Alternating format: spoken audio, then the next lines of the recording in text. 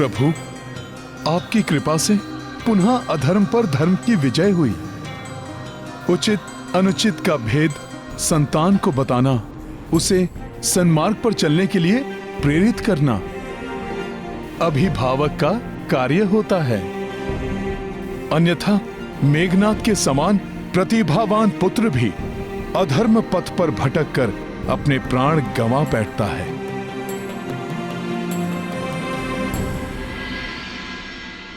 प्रभु श्री राम की जय, प्रभु श्री राम की जय, भ्राता लक्ष्मण की जय, महाबली हनुमान की जय, महाबली हनुमान की जय, महाराज विभीषण की जय, दशरथ नंदन राजकुमार लक्ष्मण जी की जय। प्रिय नल,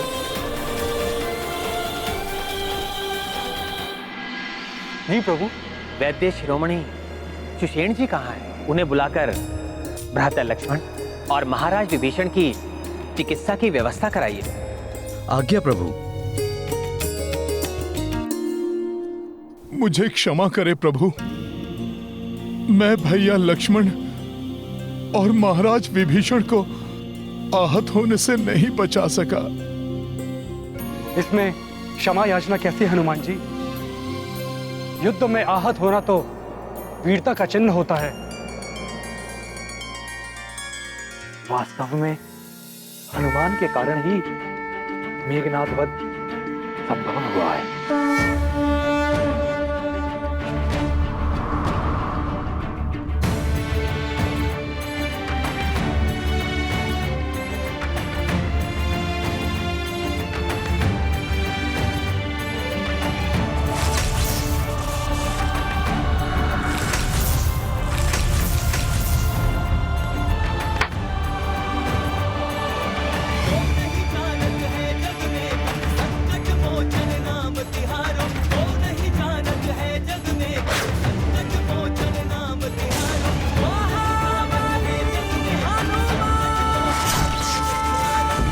उस जैसे मायावी अधर्मी के वध की प्रसन्नता की तुलना में ये घाव तो कुछ भी नहीं। सत्य कहा प्रभु, ये घाव तो मेरी इस औषधि के लेप से अवश्य भर जाएंगे, परंतु जो घाव रावण को मिला है वो घाव अब कभी नहीं भरेगा।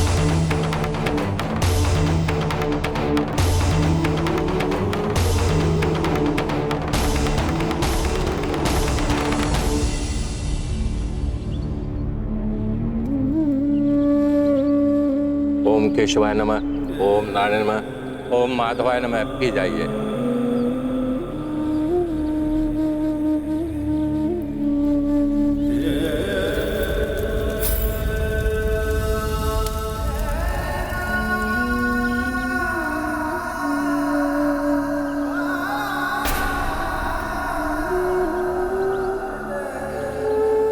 इदं ब्रह्मण अर्पणस्तु।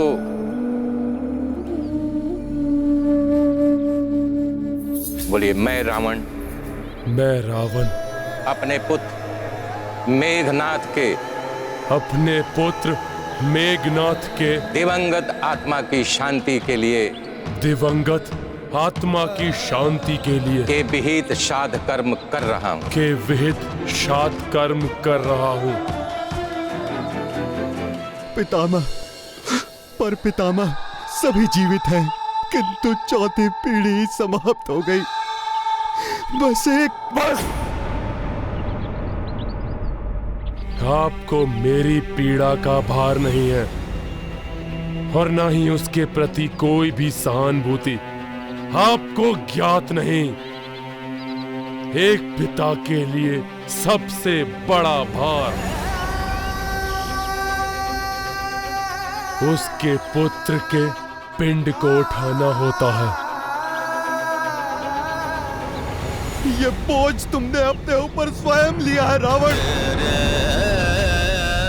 तुम्हारे ही कारण आज हमारे कुल का अंतिम सूर्य भी अस्त हो गया।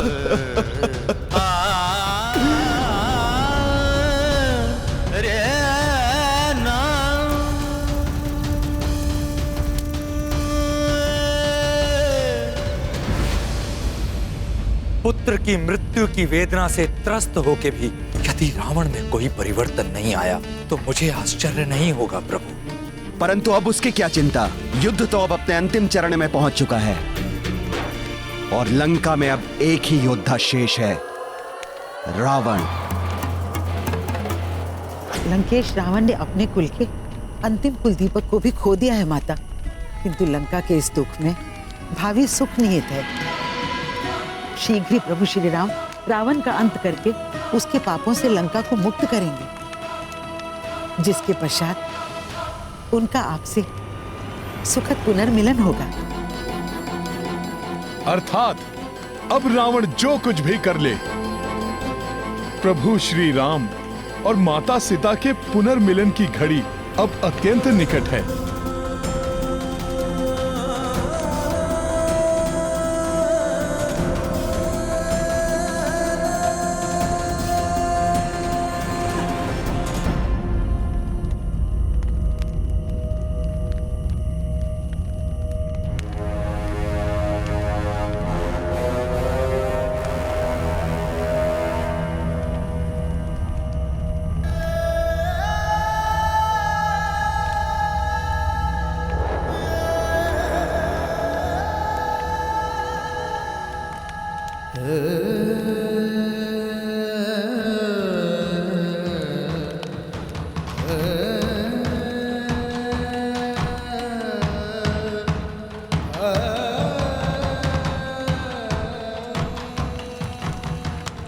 और आपका विश्वास पाने हेतु आपके समक्ष प्रस्तुत है ये मेघनाद।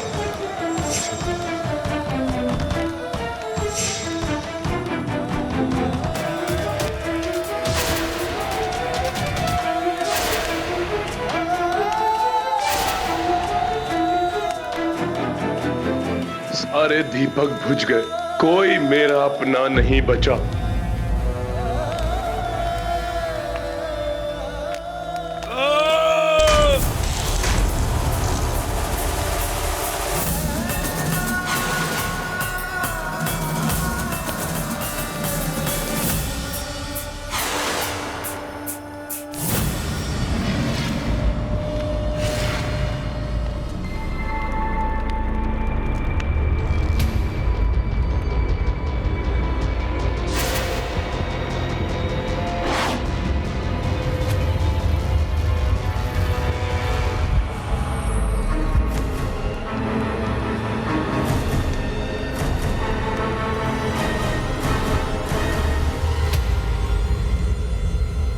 ये तो हमारे ही कुल का दीपक प्रतीत हो रहा है, परंतु यदि सब का अंत हो गया तो इस दीप की ज्योति कैसे प्रज्वलित है? कौन है वो जो रावण से और इस युद्ध से छिप कर बैठा है? ये आपके ही पुत्र का जीवन दीपक है महाराज।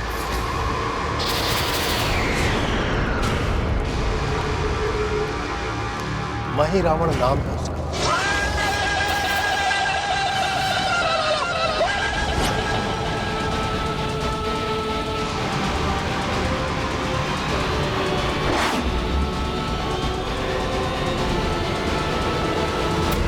प्रभु, कल हम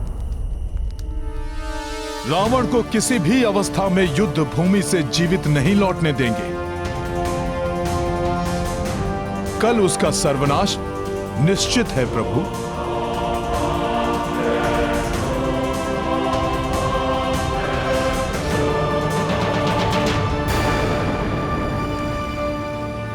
क्या हुआ हनुमान? तुम्हें किसी संकट का आभास हुआ है क्या?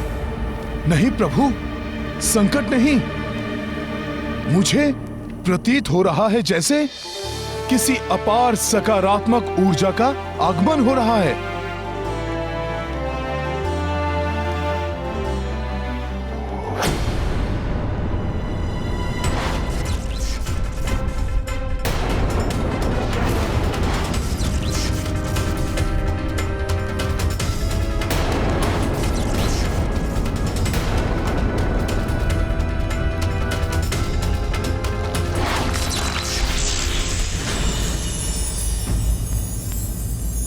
ऋषि अगस्त्य,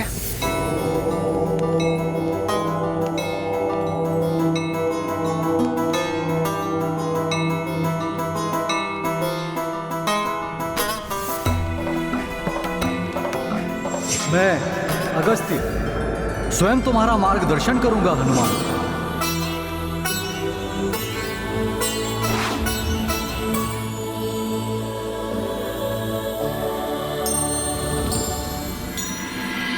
हे दशरथ नंदन राम, भविष्य में एक समय ऐसा आएगा जब आप धर्म के सबसे बड़े शत्रु से युद्ध करेंगे। तब कभी बाण रहित न रहने वाला ये तुणीर आपकी सहायता करेगा।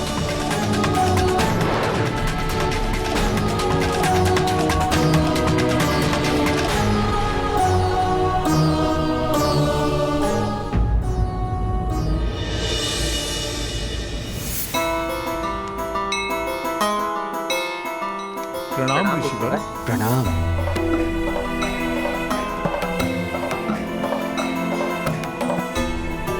जिस प्रकार आज आपकी विजय हुई है, उसी प्रकार भविष्य में इस धर्म युद्ध में आप ही की जय हो। हे महर्षि, आपका आशीर्वाद अवश्य फलित होगा। धर्म इसी प्रकार अपने संपूर्ण बल के साथ अधर्म का सामना करेगा। अब उस दुष्ट रावण का कोई भी छल, कोई भी शक्ति, कोई भी माया उसे उसकी मृत्यु से नहीं बचा सकेगी ऋषिवर। अवश्य हनुमान, परंतु आज की रात्रि रघुनंदन राम और लक्ष्मण पर आसन्न संकट से उन्हें सुरक्षित रखना अति आवश्यक है।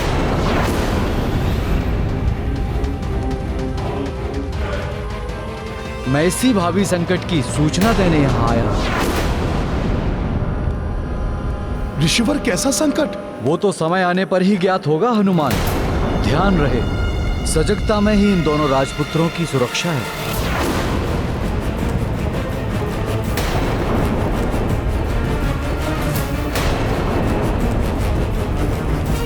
कल्याण हो।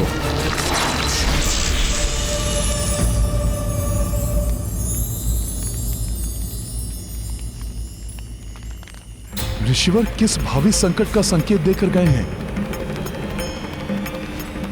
उस मनहूस का नाम भी आप अपने मुख पर कैसे लाए, जिसे जीवन के प्रारंभ में ही मैंने मृत्यु प्रदान की थी। क्षमा महाराज, क्षमा। उसकी कुरूप छवि से आतंकित होकर ही आपने उसका परित्याग किया था। ये जानते हुए भी उसका नाम ले रहा हूं मैं।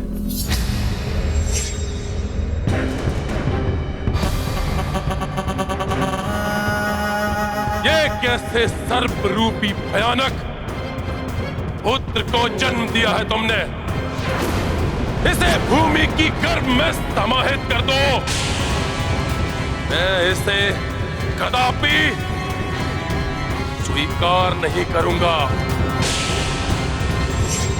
जिसे अशुभ मानकर आपने जीवित ही पृथ्वी में गाड़ देने का आदेश दिया था, आज वही आपका हित कर सकता है महाराज। पृथ्वी में गाड़े जाने के बाद भी वो बचा कैसे? वो आपका ही पुत्र है लंकेश। इतनी सहजता से भला प्राण कैसे खो देता? धरती में गाड़े जाने के बाद वो धरती को चीरता हुआ आगे बढ़ता गया और सीधा जाकर पाताल लोक में असुर माता सिंगिका के अंक में जा गिरा।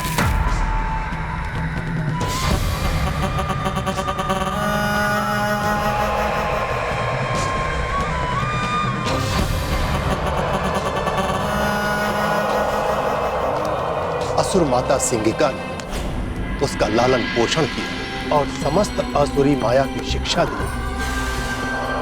महिरावण बाल्यकाल से ही माता के साथ मिलकर महामाया की पूजा करने लगा।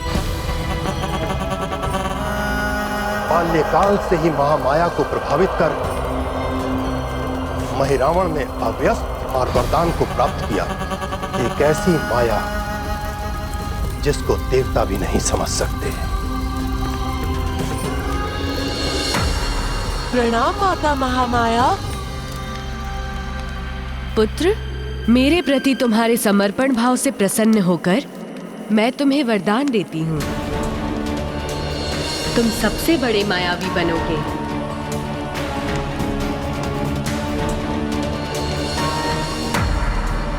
फिर उसका क्या हुआ? फिर क्या महाराज, असुर माता सिंगिका अपना दायित्व निभाते निभाते पाताल लोक छोड़कर चली गई। और वही रावण कुरूप होने के कारण अन्य बालकों से तिरस्कृत होता रहा।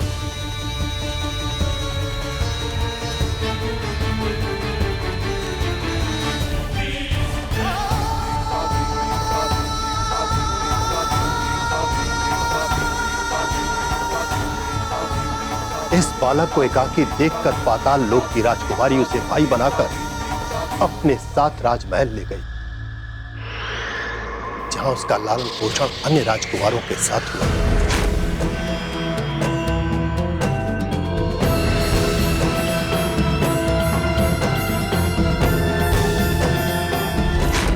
और आज वही आपका महिरावण पाताल लोक का स्वामी है महाराज।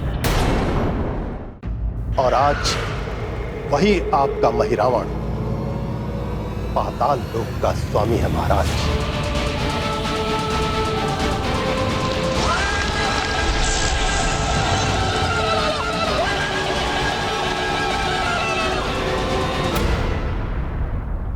रावण पुत्र महिरावण,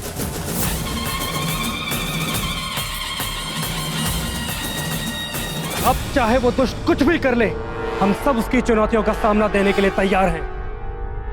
स्वयं महर्षि अगस्त्य हमें चेतावनी देने आए थे। अवश्य ही रावण कोई योजना बना रहा होगा। प्रभु, महर्षि अगस्त्य के शब्दों ने हमें चिंता में डाल दिया है, परंतु आपके मुख पर तो चिंता की एक भी रेखा तक उत्पन्न नहीं हुई। हनुमान, जब महाराज सुग्रीव जैसे पराक्रमी राजा का साथ हो, महाराज विभीषण जैसे महारथी का सहयोग प्राप्त हो, महाराज जामवंत जैसे अनुभवी योद्धा का आशीष हो, युवराज अंगद, नल नील जैसे वानर योद्धाओं से सज्जित वानर सेना हो, और तुम्हारे जैसे महाबली योद्धा हमारी रक्षा के लिए सदैव तत्पर हो, तो मुझे और लक्ष्मण को कैसी चिंता, कैसा भय? परंतु प्रभु, यदि स्वयं महर्षि आपकी और भ्राता लक्ष्मण की रक्षा के लिए सचेत होने का सुझाव देकर गए हैं, तो मैं उसके लिए हर संभव प्रयास करूंगा। मैं और सखा आपकी सुरक्षा का विशेष प्रबंध करेंगे प्रभु।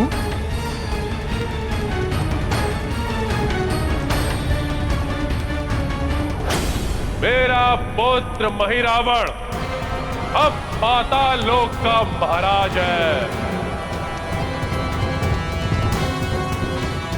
मैं महिरावण को बुलाऊंगा, वो अपने भ्राता के वध का प्रतिशोध लेगा। मायावी शक्तियों से संपन्न वो उस वनवासी और उसकी संपूर्ण वानर सेना का नाश करेगा।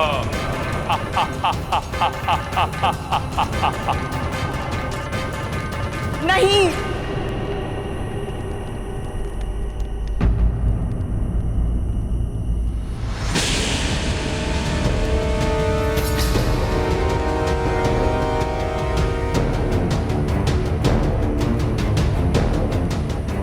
आश्चर्य है मुझे आपकी कुबुद्धि पर। आपको ये ज्ञात हुआ नहीं कि हमारे कुल का एक दीपक अभी भी प्रज्वलित है और आप उसे भी बुझाने चल दिए? क्या आपको तनिक भी बंद हो जा।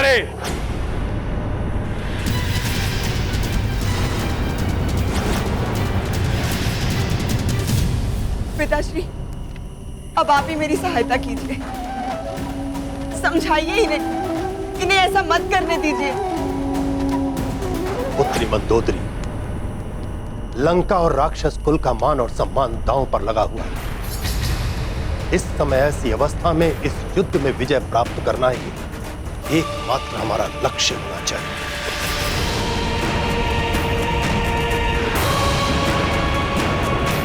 ये माता आपसे भिक्षा मांगती है, अपने एकमात्र पुत्र के जीवन की भिक्षा। अब केवल वही शेष बचा है, उसे तो जीवित रहने दीजिए।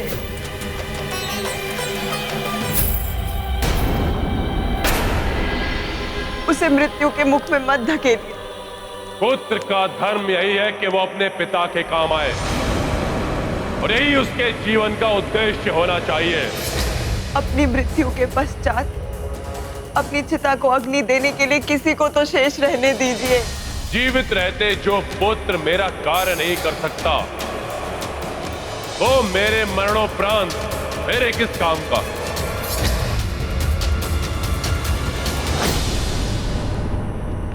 मैं महिरावण को बुलाने का निर्णय ले चुका हूं।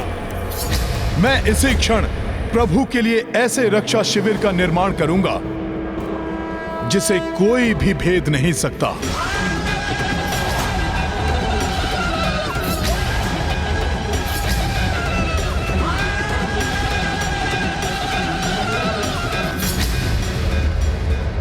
स्वार्थ व्यक्ति को दृष्टिहीन बना देता है।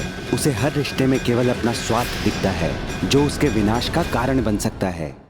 मैं इसी क्षण प्रभु के लिए ऐसे रक्षा शिविर का निर्माण करूंगा जिसे कोई भी भेद नहीं सकता। नहीं महाराज, आपने महिरावण का परित्याग किया था, इसलिए वो आपके बुलावे में नहीं आएगा।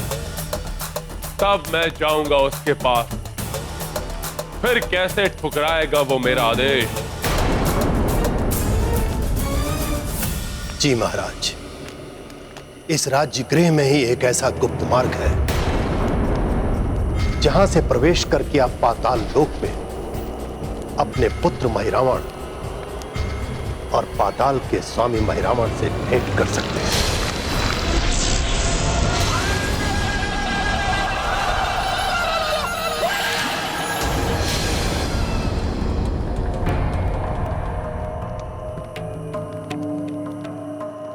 मैं इसी क्षण प्रस्थान करूंगा और उस वनवासी और उसकी संपूर्ण वानर सेना के लिए एक ऐसा दुर्दांत आतंक प्रस्तुत करूंगा जिससे उनकी रक्षा कोई नहीं कर सकेगा। किंतु हनुमान, आप ऐसा कौन सा विशिष्ट शिविर बनाएंगे जो हमारे द्वारा प्रदत्त शिविर से भी शक्तिशाली होगी? वो शिविर होगा मेरी सखा, मेरी पूंछ का शिविर। पूंछ का शिविर? हाँ, मेरी वज्र समान पूंछ को भेद कर कोई भी भीतर प्रवेश नहीं कर पाएगा, और उस शिविर का द्वारपाल भी मैं स्वयं रहूंगा। इससे बड़ी कोई अन्य सुरक्षा तो प्रभु के लिए हो ही नहीं सकती।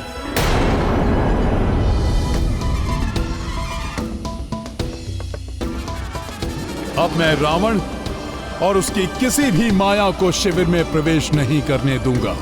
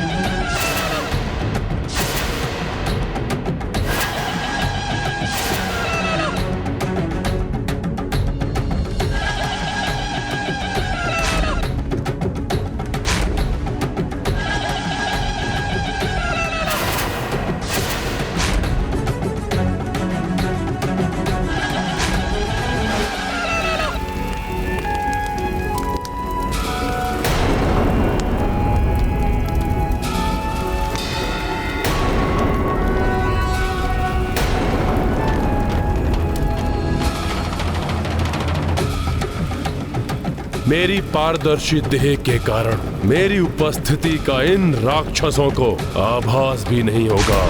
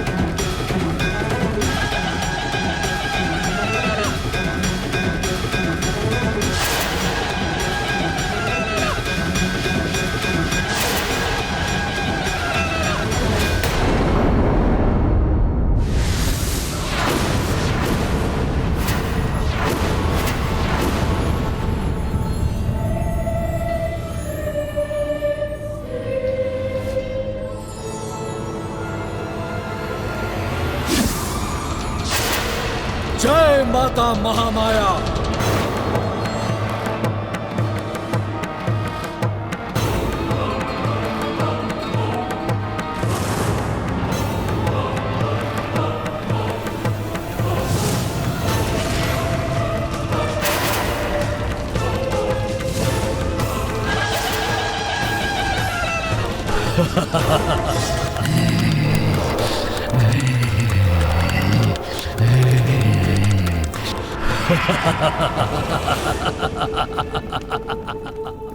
मेरे इस विशिष्ट पाताल भवन में मेरी इच्छा के विरुद्ध देवादिदेव शिव, देवी महामाया और मेरे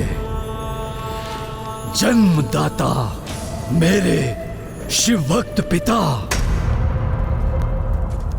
मात्र ये तीनों ही प्रवेश कर सकते हैं,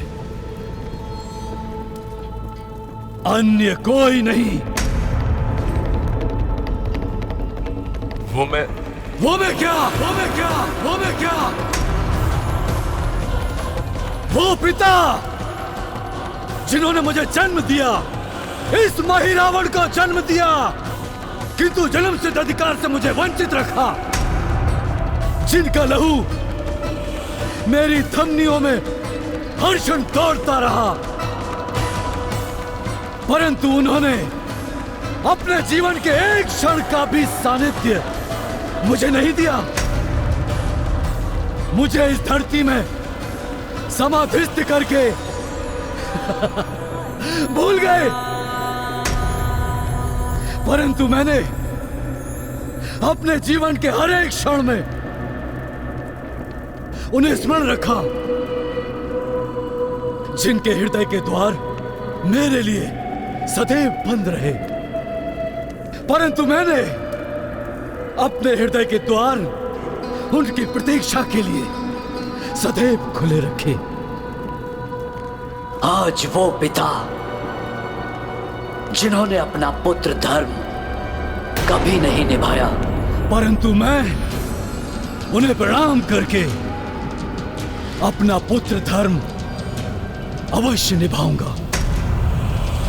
प्रणाम पिताश्री।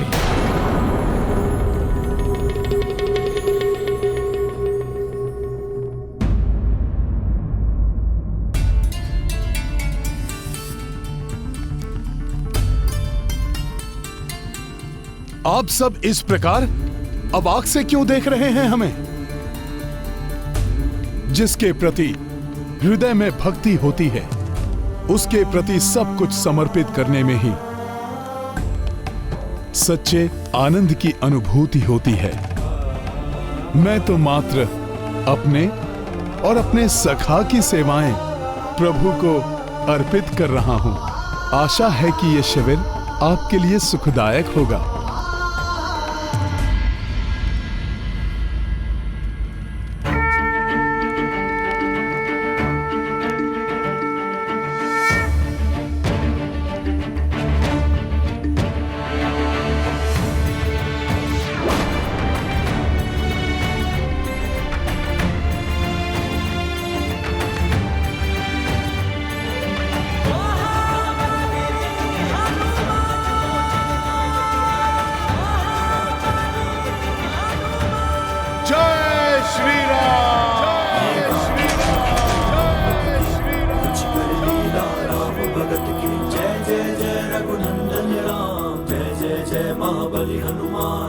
संकट जो रघुवीर पे आयो, पवन तनय ही मार्ग सुझायो।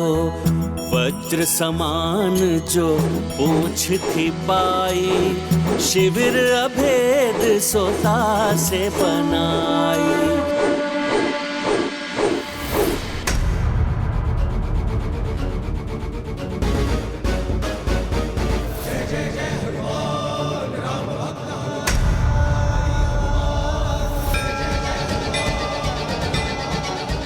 प्रभु, आपके लिए शिविर प्रस्तुत है। मैं स्वयं शिविर के द्वार की रक्षा के लिए नियुक्त रहूंगा। आप निश्चिंत होकर इसमें विश्राम कीजिए। हनुमान, जब तुम्हारे जैसा महायोद्धा द्वार की रक्षा में उपस्थित हो तो चिंता कैसी?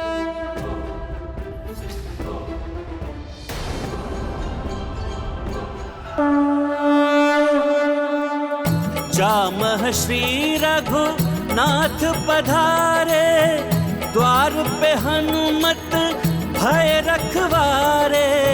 वज्र सुरक्षा नाथ विराजे, काज पुनः कपीराम के साजे। महाबली हनुमत की रुचिकर लीला, राम भगत की जय जय जय रघुनंदन राम। जय जय जय महाबली हनुमान। रावण की बड़ी से बड़ी मायावी शक्ति भी इस शिविर में प्रवेश नहीं कर सकती। वो चाहे तो मेघनाथ से भी बड़ी मायावी शक्ति को क्यों न ढूंढ ले। मेघनाथ की भांति तुम भी तो मेरे पुत्र ही हो। भले ही मैं तुमसे जुड़ा नहीं रहा, परंतु मेरा नाम सदैव तुम्हारे नाम से जुड़ा रहा महिरावण, जो आज तुम्हारी पहचान है।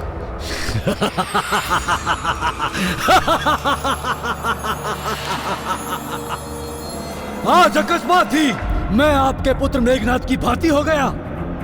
मेरे प्रिय पिताश्री, मैं मेघनाथ जैसा नहीं हूँ मेघनाथ जैसा।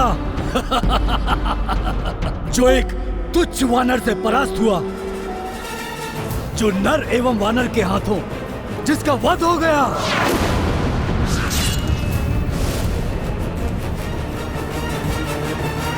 नहीं, मैं मेघनाथ से अधिक मायावी शक्तियों का स्वामी हूं। पिताश्री, काल हूं मैं। उन नर और वानरों के लिए महिरावण हूं मैं। तो तुम्हें सब कुछ ज्ञात है। दुर्भाग्य से या सौभाग्य से सही, किंतु महान लंकेश रावण का पुत्र महिरावण हूं मैं। और योग्य पुत्र वही होता है जो अपने पिता से 2 ढग आगे रहे। मेरे प्रिय पिताश्री, सब ज्ञात है मुझे। उत्तम, अति उत्तम मेरे पुत्र, मुझे गर्व है तुम पर। गर्व? आपके 2 प्रतापी पुत्र अक्ष कुमार और मेघनाथ वानर एवं नर के हाथों मृत्यु को प्राप्त हो गए। आपका एक भ्राता तो द्रोही निकला और एक भ्राता सर्वशक्तिशाली कुंभकर्ण रणभूमि में वीर गति को प्राप्त हो गया। और बचे हुए योद्धा तुच्छ वानरों के हाथों परलोक सिधार गए। हाँ पुत्र, हाँ। और ये सब कुछ इसलिए हुआ क्योंकि आपने एक पर स्त्री सीता का हरण कर लिया, मेरे प्यारे पिताश्री। और जब आपका सब कुछ समाप्त हो गया, आपको विवश होकर इस मही रावण के पास आना पड़ा, है ना?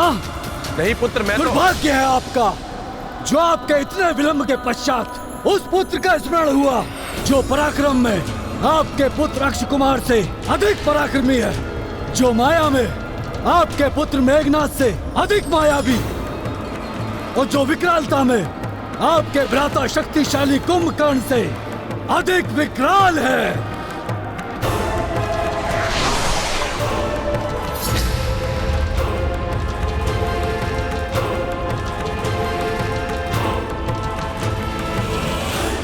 बातें तो तुम बहुत बड़ी बड़ी करते हो मही रावण। यदि इतना ही घमंड है अपनी शक्ति पर, तो जाकर अंत क्यों नहीं कर दिया उस वनवासी और उसकी वानर सेना का? क्या सोचते हैं आप? आपकी चार उकसाने वाली बातों से मैं आपकी बातों में आ जाऊंगा?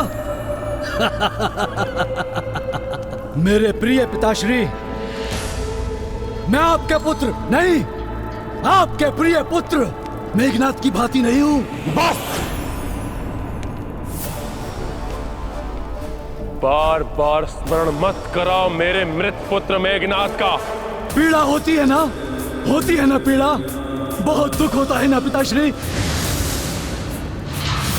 अपने पुत्र से नहीं, अपने प्रिय पुत्र से दूर जाने की मुझे भी दुख हो रहा है। इतने वर्ष हो गए मेरे प्रिय पिताश्री, क्या आपको तनिक भी दुख नहीं हुआ मुझसे इस मही रावण से दूर जाने का? फिर किस बात का पक्ष रखते हो? हाँ? कि मैं वहां जाकर आपका कार्य करूं? नहीं! इस समय मुझे शांत रहकर इस मूर्ख को अन्य युक्ति से मनाना होगा, क्योंकि अब तुम ही मेरे उत्तराधिकारी हो। मेरे पश्चात तुम ही बनोगे इस लंका के लंकाधिपति लंकेश मही रावण।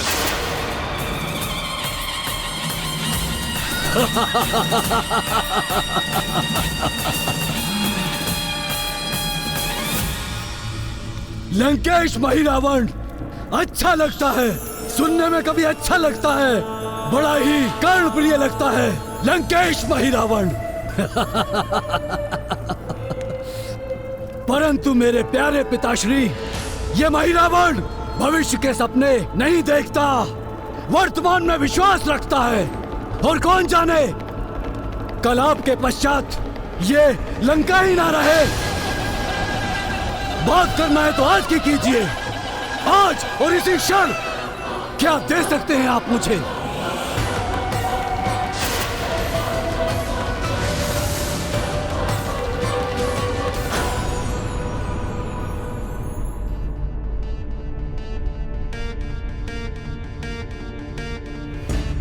महाराज सुग्रीव, आप भी विश्राम कीजिए। यहां के लिए आप निश्चिंत रहिए, मैं सब संभाल लूंगा। मेरी इच्छा के बिना यहां पर कोई भी प्रवेश नहीं कर सकेगा। किंतु हनुमान, ऋषिवर अगस्त्य को किसी अनिष्ट का संदेह हुआ होगा, इसीलिए तो उन्होंने इस विशेष सुरक्षा का सुझाव दिया था। महाराज, आप सब मुझ पर विश्वास रखिए। जाइए, आप सब निश्चिंत होकर निद्रालीन हो जाइए,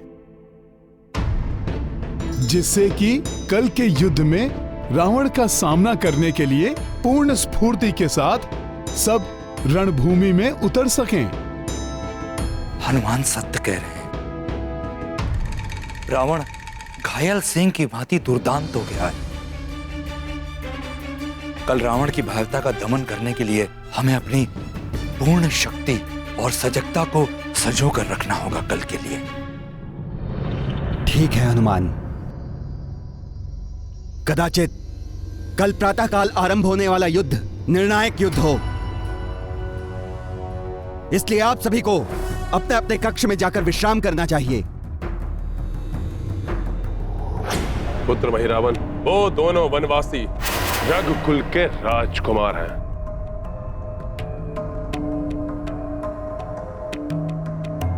अत्यंत प्रतापी, सर्वगुण संपन्न,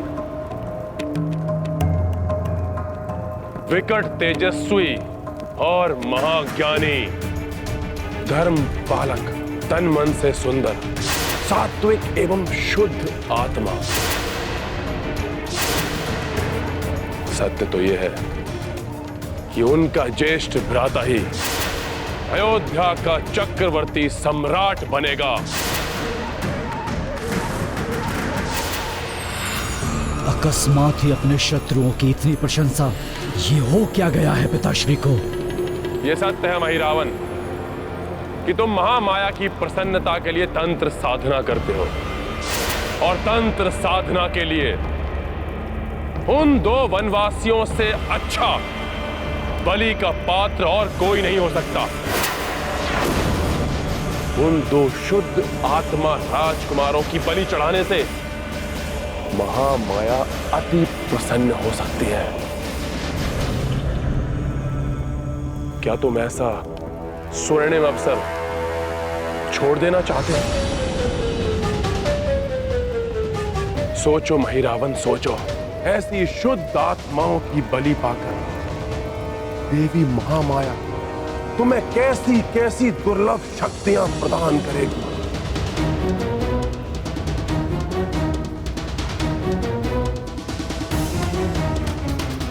उत्तम, अति उत्तम। मैं चढ़ाऊंगा उन दो रघुवंशियों की बलि देवी महामाया के चरणों में।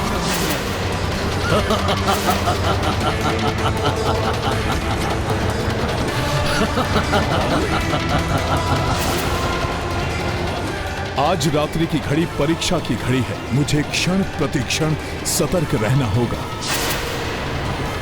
लालच व्यक्ति को पतन की ओर धकेल देता है। मैं चढ़ाऊंगा उन दो रघुवंशियों की बलि। मैं आभारी रहूंगा तुम्हारा, जो तुम मेरा ये कार्य करोगे। नहीं, नहीं, आपके लिए नहीं, अपने लिए करूंगा। उन श्रेष्ठ आत्माओं की बलि चढ़ाकर इस संसार का सर्वशक्तिमान योद्धा बन जाऊंगा मैं।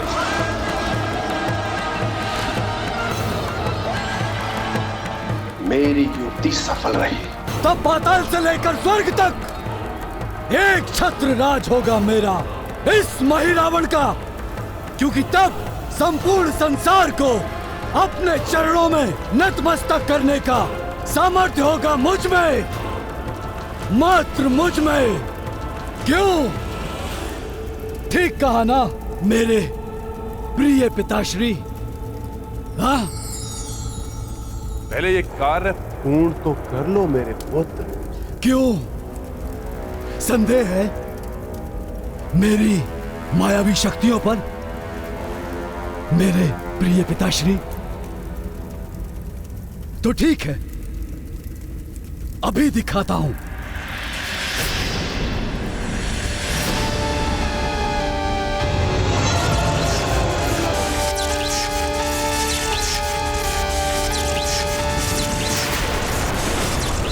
क्यों पिताश्री, मायावी दर्पण देखकर चौंक गए ना?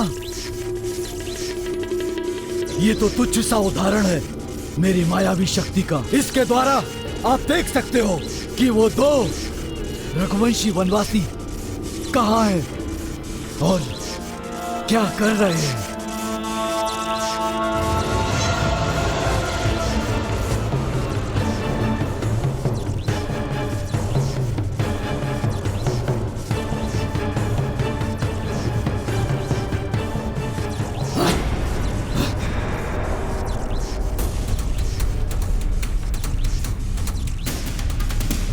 वो 2 वनवासी रघुवंशी कहाँ हैं?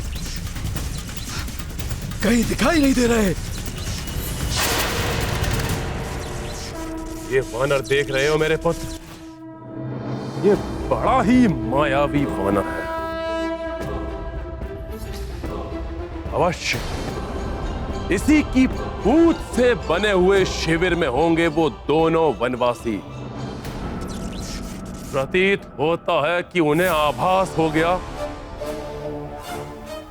कि मैं तुम्हें भेज सकता हूं। परंतु पिताश्री, महिरावण हूं मैं, जो एक बार ठान लिया बस करके ही रहता हूं। मुझसे बचा नहीं पाएगा ये तुच्छ वानर, उन 2 रघुवंशियों को नहीं बचा पाएगा। किंतु स्मरण रहे मेरे पुत्र, ये वानर बाल अवस्था से ही राक्षसों का काल बना हुआ है। हाँ, पता है। और बड़े होकर इसने आपकी वाटिका उजाड़ी, लंका का दहन किया, नवग्रहों को मुक्त करा के मेघनाथ की मृत्यु का योग बनाया।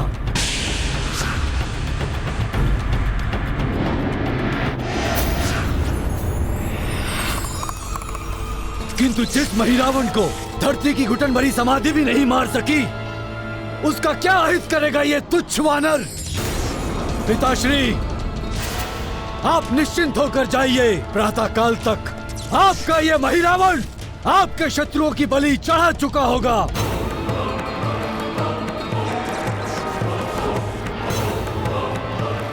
उचित है महिरावण, परंतु ध्यान रहे उस वानर से सदैव सावधान रहना।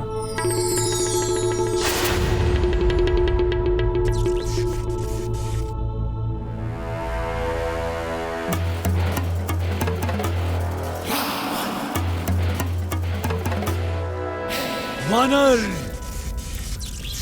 बहुत ही सजग एवं सतर्क दिख रहा है ये वानर। देखते हैं कितने सतर्क हो। पिपीलिका, पिपीलिका, मेरे समक्ष उपस्थित हो जाओ।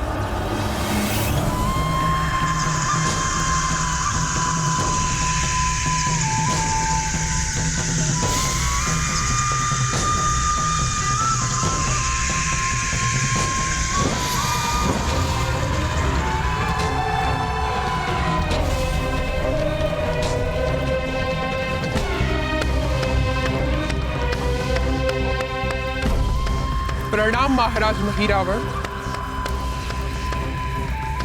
पिपलियों की रानी पिपलिका आपकी सेवा में उपस्थित है,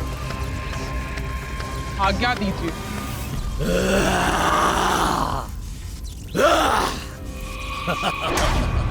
ये देखो,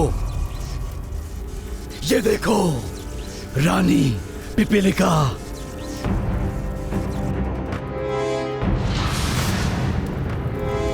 लंका की भूमि पर बना हुआ एक लांगूल शिविर।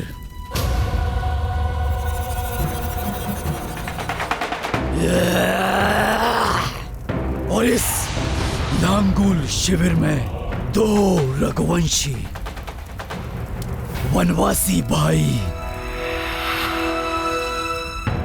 ये दोनों मुझे इस महिरावण को मुझे यहाँ चाहिए। बहुत ही साधारण सा कार्य है महाराज। हाँ? मेरी ये छोटी छोटी पिपलियां इनकी शयन धारा के साथ ही इन्हें यहाँ ले आएगी।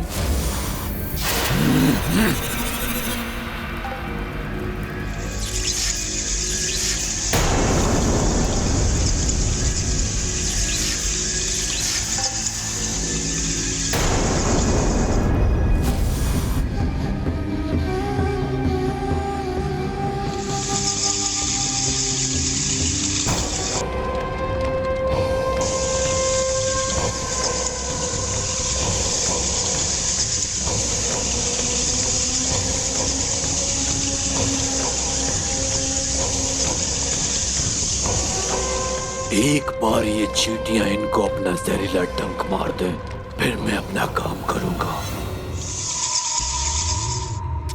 देख रहे हैं महाराज, मेरी पिपलियों की कार्य कुशलता। अभी तो बहुत रात्रि शेष है। रात्रि व्यतीत करने के लिए कुछ तो करना ही होगा। समय व्यतीत करने के लिए प्रभु श्री राम के कीर्तन से कोई भी अधिक उत्तम कार्य तो है ही नहीं।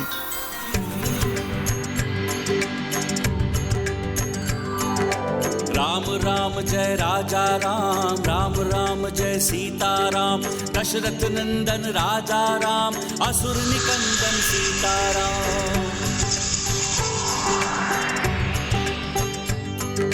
राम राम जय राजा राम, रघुपति राघव राजा राम, राम राम जय राजा राम, राम राम जय सीता राम।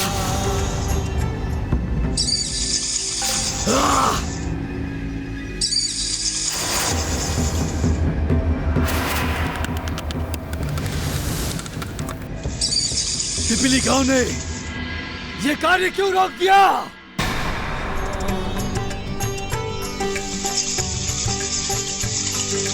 राम राम जय राजा राम, रघुपति राघव राजा राम, राम राम जय राजा राम, राम राम जय सीता राम।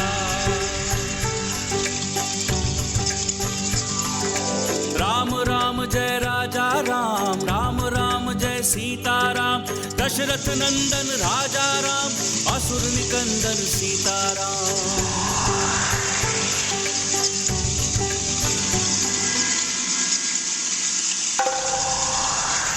ये हो क्या गया है पिपलिकाओं को?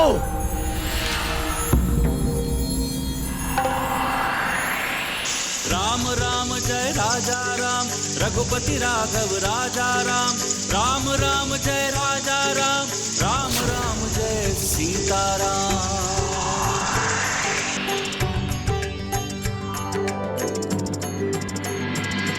उस वानर ने अपने मधुर स्वर से लगता है मेरी पिपलियों को वश में कर दिया है, किंतु वो वानर मुझे वश में नहीं कर सकता। महाराज, मुझे वहां जाने के लिए प्रस्थान की अनुमति दीजिए।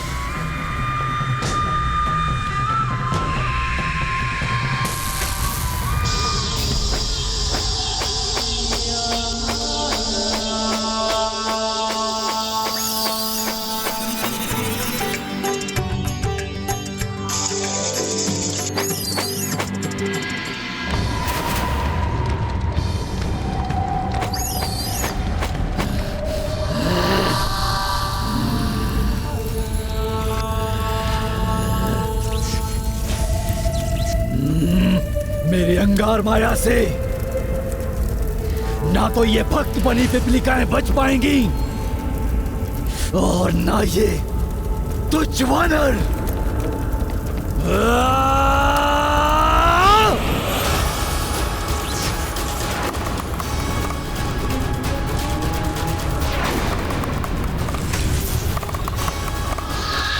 राम राम जय राजा राम, राम राम जय सीता राम, दशरथ नंदन राजा राम, असुर निकंदन सीता राम।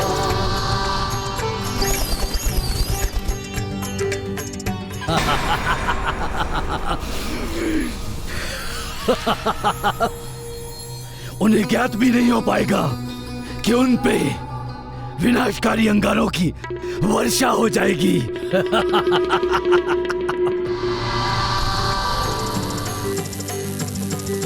राम राम जय राजा राम, राम राम जय सीता राम, दशरथ नंदन राजा राम, असुर निकंदन सीता राम।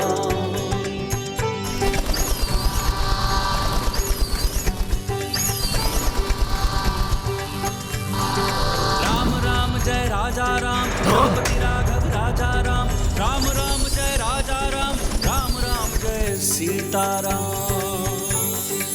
घोर आश्चर्य! अंगार वर्षा फूल वर्षा कैसे बन गई? जय जय श्री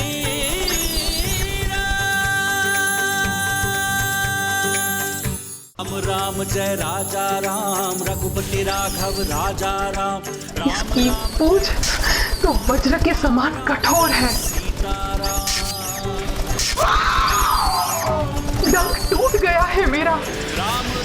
पिपीलिका का डंक टूटकर चकनाचूर कैसे हो गया?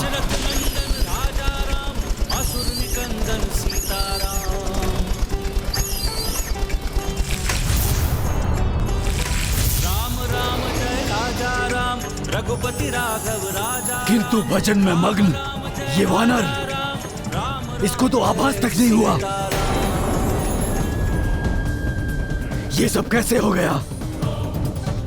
अवश्य इस वानर की त्वचा लोहे से भी कठोर है।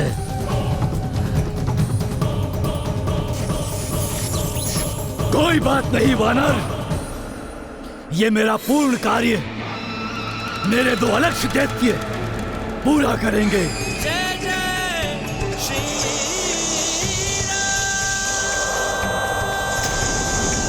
महामायावी दैत्य आराहस्त और पाषाण भेदी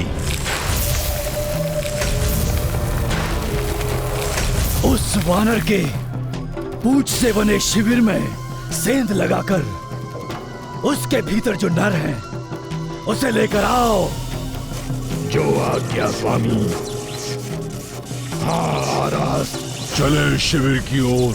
परंतु उस वानर से सावधान रहना, वो कुछ करे उससे पहले कार्य संपन्न होना चाहिए। हनुमान,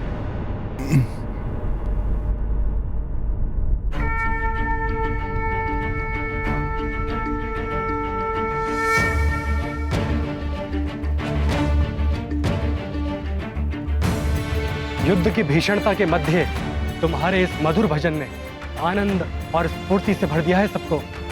धन्यवाद लक्ष्मण भैया, परंतु प्रभु श्री राम का नाम ही मधुरता का भंडार है और उनके नाम संकीर्तन तो आनंद का सागर है, जिसे गाने वाला और सुनने वाला आनंद से झूम ही उठता है। जय श्री राम।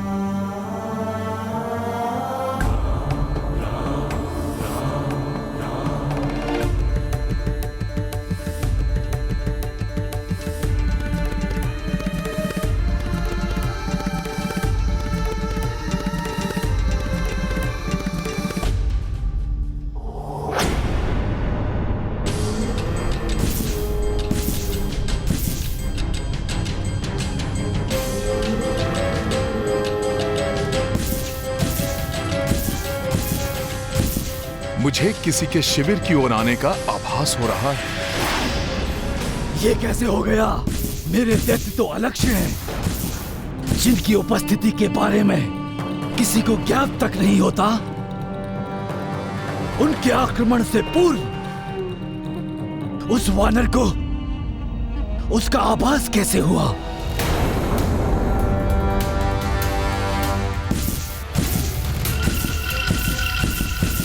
कोई तो है।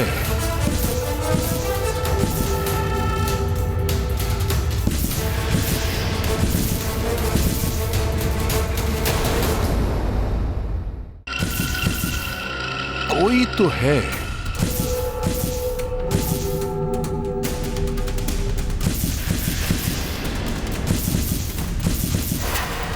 किंतु ये है कहां?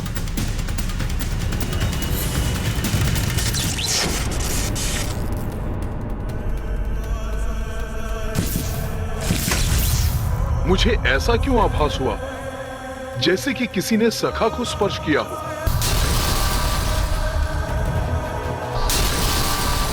नहीं, ये अवश्य ही एक भ्रम मात्र है। ये क्या? एक और आश्चर्य, पाषाण भेदी का प्रहार इतना प्रभाव भी नहीं छोड़ पाया कि उस वानर को उसका आभास भी नहीं हो रहा है।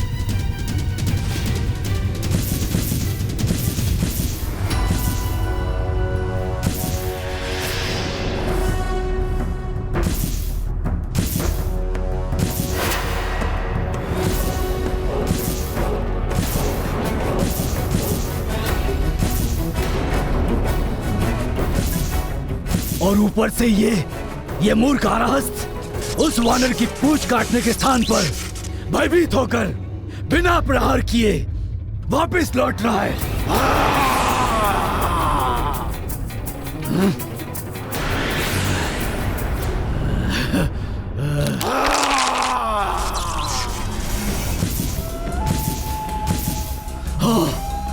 बहुत अच्छे आराहस्त, वार करो उस पर।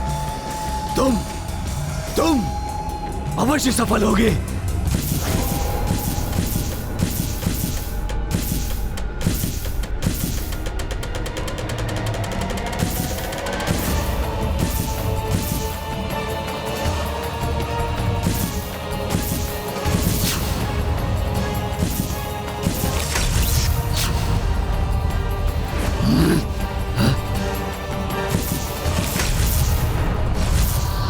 कोई तो है।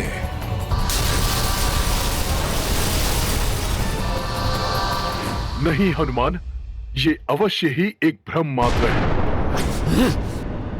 इस वानर की पूंछ क्या धातु की बनी है क्या, कि इतने भीषण प्रहारों के पश्चात भी इस पे कोई प्रभाव नहीं पड़ रहा, और ना ही इन प्रहारों से इससे किसी बात का आभास हो रहा है। पिताश्री लंकेश सत्य ही कह रहे थे, उस वानर से सावधान रहना। रात्रि का अंधकार और गहन होता जा रहा है। मुझे और अधिक सावधान रहना होगा।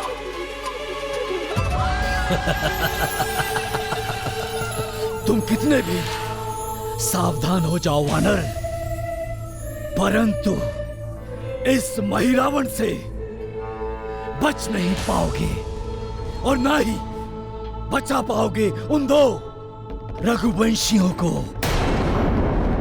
क्योंकि मैं स्वयं आऊंगा, लंकापति रावण का पुत्र महिरावण स्वयं आएगा। तुम बस इसी तरह बैठे रहोगे और मैं उन दो रघुवंशियों को लेकर चला जाऊंगा।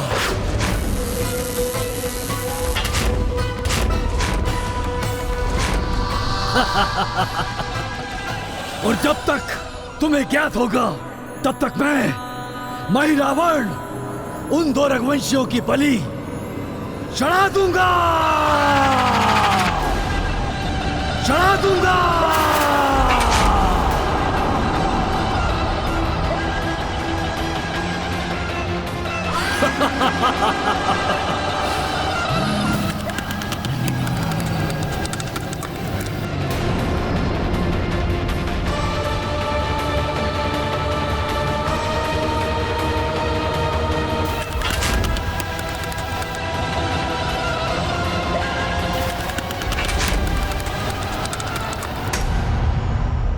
कितनी भी विकट परिस्थिति हो, निष्ठावान व्यक्ति अपने कार्य के प्रति पूर्ण समर्पित होते हैं।